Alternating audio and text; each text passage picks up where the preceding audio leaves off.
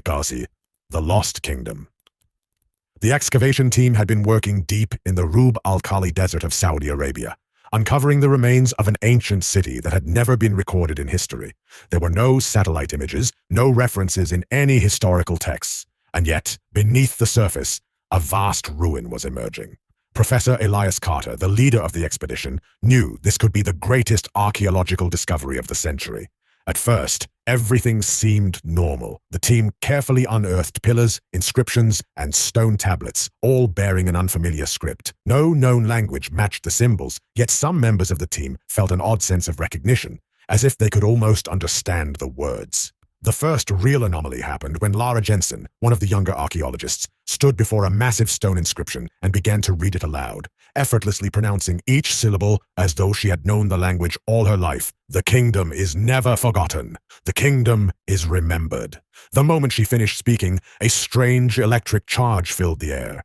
The support beams of the excavation tents trembled, the loose stones on the ground shuddered. At first, everyone dismissed it as coincidence, but it was only the beginning. Memories fading, reality shifting. The next morning, one of the excavation workers, Daniel Harper, approached Lara with a troubled expression. "Something weird is happening," he said, his voice unsteady. "Last night, I tried to remember my childhood, but I couldn't. It's like it never existed."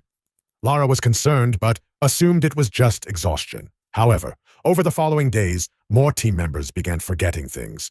Their families' names, their hometowns, even personal details about themselves. Even Professor Carter began feeling disconnected. His academic credentials, his memories of past expeditions, all still intact, but somehow they felt distant, as if they belonged to someone else. Hadn't he been here before? No, that was impossible. Or was it? As the team continued digging, they uncovered an enormous stone gate at the heart of the ruins. The inscription above it was the same as the one Lara had read. "The kingdom is never forgotten. The kingdom is remembered." Professor Carter hesitated before placing his palm against the stone surface. The cold texture sent a strange familiarity through him, and in that moment, a memory surfaced. But it wasn't his memory. The awakens that night, as the team gathered in their tents, Alex, one of the site workers, suddenly stood up with a vacant look in his eyes. "This city was never lost," he murmured. "We didn't discover it. We remembered it." A heavy silence filled the room. Then Marissa, another team member, whispered, "I was born here." All eyes turned to her. Marissa shook her head, her voice trembling. "I don't know how I know this, but I belong here." By now, every member of the team had started experiencing the same dreams. Visions of a glorious kingdom, golden towers, stone walls covered in ancient but oddly familiar script. The more they unearthed, the more they forgot their past lives. And the kingdom? It was returning. The kingdom remembers. The transformation was slow but undeniable. The team members' modern clothing began shifting, piece by piece, into garments of an ancient time. None of them noticed. They weren't archaeologists anymore. They were the people of the Lost Kingdom.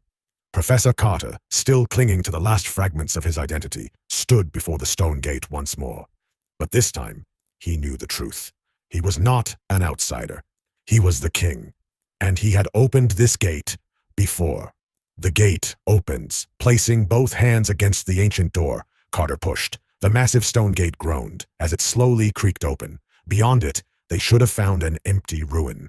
Instead, a living city greeted them. Streets were bustling with people. Marketplaces thrived. Towering palaces stood tall, untouched by time. The kingdom had never truly been lost. It had only been forgotten.